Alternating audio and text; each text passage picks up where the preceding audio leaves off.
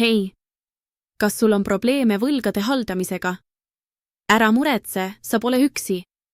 Siin on mõned strateegiad, kuidas läbirääkimiste kaudu oma võlgade koormat kergendada. Esimene, rääkige laenuandjatega.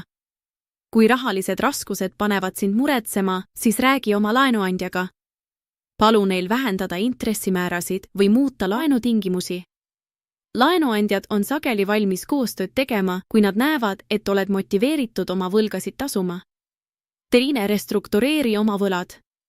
Kui maksed muutuvad liiga koormavaks, otsi võimalust oma võlad restruktureerida.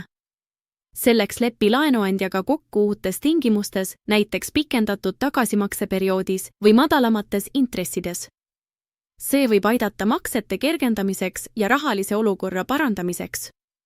Kolmas, otsige juriidilist abi. Kui olukord on keeruliseks läinud, siis otsi juriidilist abi.